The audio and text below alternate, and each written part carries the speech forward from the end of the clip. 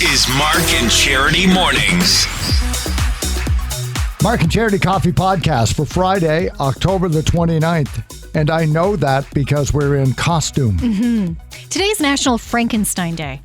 Did you know that? He is my favorite monster. I read the book by Mary Shelley, which is like 250 years old. It is ancient literature. It is true literature to snobs. And is a bit of a difficult read. Really? Because it's not a James Patterson, it's not a John Grisham, it's not a Michael Connelly, it's not a Linwood Barclay. Now I'm intrigued to read it. I've never read it. It came with my Kobo when I bought it. There were like 100 books that come with it. And that was one of them. Charles Dickens would be on it. They were like the classic books. And that's why I read it. Frankenstein was on there. Yeah, and that's but you why I have read seen the movie, and I have never seen the movie because of you as well. Because you say it's so horrifying. The book and the movie are two totally different things. Really? The movie is very much Hollywood 1932 when it was made. The book is more of a nightmare of what would happen. For example, in the book, this always broke me up. When Frankenstein, who is the name of the doctor, by the way? The monster is just called the monster. Yeah. When Frankenstein creates the monster and the monster lives and then breaks out and disappears, Dr. Frankenstein goes down and has a nap. Okay, if I just released a monster upon the world, I'm not going to go look for him after my nap. You know what? You want to have a clear head. I'm going to go have a nap and wake up and things will be better. Kind of sure he's going to go out with a flashlight and a couple of people. No. Not Dr. Frankenstein. Well, there you go. But it's more of a commentary on society at the time that what do you do when you release something horrible in the world, a bad idea, and it becomes a monster? Do you now try and reel it in? So it's very philosophical. You go to sleep. You ignore it. Go and have a nap. He comes back, though. Spoiler alert. At the end. Now I am going to read it. Yeah. I am. I'm going to make that my New Year's resolution. It's going to be added to the list. It's one of those things where it's I will read it. I read a 250-page book. Bible doesn't count. That's 2,000. I get that. But like a Charles Dickens or a Frankenstein or something like that, I felt smart for a day. I got to admit. That's pretty good. I'm glad. Feel good about myself. I wouldn't say our costumes were scary today. They were fun, and you can see them up on our social media pages. And our pumpkins, again, we got the voting in, and thank you to everybody who voted. And Lisa Tech, congratulations. She's going to enjoy Walt Sugar Shack. Nice. We also put up on our socials, and we've been talking about this as well here and on air, about asking, what do you want to know about us? And we decided that Fridays were going to be Ask Us Anything. Yep. Our AMA, Ask Me Anything that they use on Reddit. So same idea. You can text us anytime, 613-962-0955. We will corral them and then answer a handful of them every Friday. And we'll have that coming up. And you did send some pretty good ones in. Later in the podcast. It was interesting. Are we going to talk about the swearing one? Absolutely, we can talk about the swearing one. That was one of the questions. Have you ever sworn on air? And I think the follow-up question would be, how and what? Did you say? And I'll tell you. I'll tell you what it is. So we'll have that coming up. We'll share those responses and ask each other a couple of other interesting questions. But first, though, it is hometown hockey here in Belleville this weekend. Tara Sloan's going to be with us on Monday and get her on because the hockey game is Monday night. Plenty of events. Go to hometownhockey.com. To take part in the weekend events, you have to pre-register. You can get all the COVID information. You got to mask up. Got to have all of that.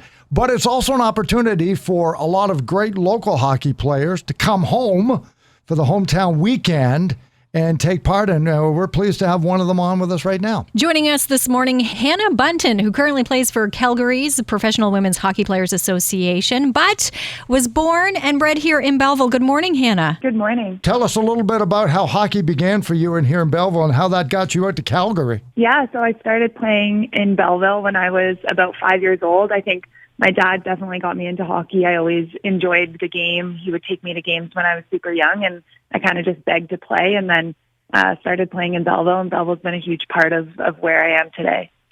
But there's a leap getting from, would you have been a Bearcat then? Yeah, I was part of the Belleville Bearcats Association, so I played for them all the way until I was in high school. Okay, then high school, then where? Did you do college? No, so after Belleville Bearcats, I went to Whitby and played 2 years in Whitby in the junior league there. And then I went to college at Cornell University in Ithaca, New York, and played there. And then I played professionally in China for a few years before making the move to Calgary. Boy, that's such a tremendous story. Like hockey is such a part of many families' lives, but where it can take you and the experiences it can give you, it must be just incredible, Hannah. Yeah, I always say that, honestly, the best things and the best people in my life all have came to me through the sport of hockey. And I think that's kind of the thing I like to talk about with youth and people that I coach now is obviously you'll remember the big events that happen in your hockey career, but I think more so you remember the stories with the people and the friends and the experiences that you get through the game. It's a Rogers hometown weekend. Broadcast will be Monday night here, and so they'll be here broadcasting it. And Hannah Bunton, a local professional hockey player, sorry that you can't be here, but I'm sure the stories that come out is that Canada is a country filled of small communities joined by hockey. So what are some of the universal things you've seen in great cities that have strong hockey programs? Yeah, I think the connections that you make with the people, I think you can always tell when there's the hockey person in the room. I think it connects so many people from across the country for sure. And I still get to have stories from little girls in Belleville that are, kind of following the same path that I followed. And that's really special to me when I can still have an impact on people in the community when I've been away for so many years. Now, when you started, Hannah, were there many opportunities for young girls to play hockey? There was. I think my dad honestly was a huge help to, the Belleville Bearcats Association. He did a lot to make sure that we were playing at the highest level so that we could have the most opportunities in the future. And I think that kind of, maybe started where the association's at now and getting to see so many young girls now have more and more opportunity. I think that's the whole reason the PWHPA started, and that's what we want to do. We want a league, and we want to create something where girls can look up and say, I want to play in that league when I'm older, and that's kind of the goal, and I love that we're on the right track. Hannah Bunton of Belleville, now playing professional hockey in Calgary, telling her story from the Bearcats and beyond.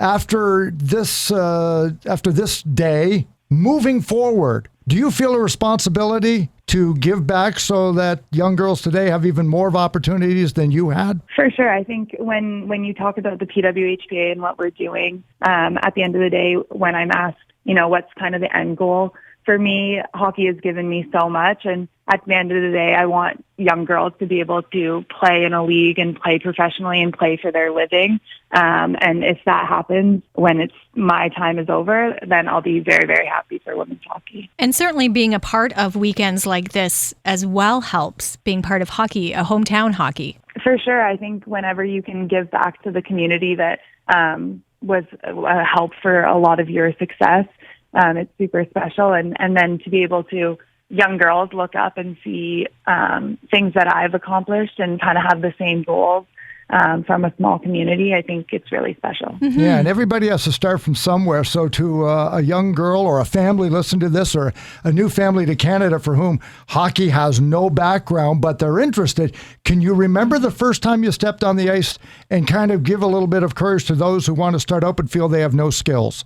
Yeah, I was actually watching a home video when I was home doing the interview for Hometown Hockey, and it was my first ever game. And obviously, whenever you start something new, there can be moments of discouragement. But I think, again, like I said, what hockey has brought to me, I don't think it could have been brought to me in any other aspect of my life. And I think that's really special. And I think hockey's a very, very special community, and always just smiling and having fun while you're doing it. And then you get to look up to different people. I think that's, kind of what kept me in the game for sure. To score your first game? Probably not. I wasn't very good. But you got to come from somewhere. Exactly. And it's so important to take that first step out on the ice. Right. Do it and have fun. Well, we Yeah, wish you exactly. nothing but success in your efforts on ice now, and then perhaps behind the bench or wherever life takes you with a great foundation of hockey from here and all of your fans in Belleville, Ontario, your hometown. Thank you so much for spending some time today. Oh, thanks for having me. Hometownhockey.com, again, the website. If you would like to take part in that, see Hannah and various other things. There's a 3-on-3 Yourself? hockey tournament You'll going be on. there Yeah, tomorrow. That's not the reason. That is Sure. not the reason to Don't go they? at all. Of course it is, No, Mark. not the reason to go. But a lot of free family fun taking place, as you mentioned earlier, though. You need to pre-register, and you need to do that by 5 o'clock today to make sure that you can take part all weekend long at hometownhockey.com. So it's time for Ask Me Anything, the AMA portion of the podcast. And thank you very much. Anytime we will keep the questions for Friday's podcast. You can text us anytime, 613-962-0955, or direct them on our station's Facebook Meta page. Or yes. now it's going to be called Meta. Yes. Meta page, or we don't really care. Shove a piece of paper under the booth. We'll answer it. We don't care. What do we got up first? Well, do you want to do the swearing question first? Yeah. Okay. Have Yeah. you ever sworn on air? Yes, I Emily have. put that up. She's curious to know if we've ever done that. And my follow-up question for both of us would be, because I had to think about it, what it was and how it happened. Yep. I know mine. So clear. do you want to go first, or do you want me to? Well, I'll get it Okay. out of the way. You go. Because people will be shocked when they hear that you did. Mine was accidental.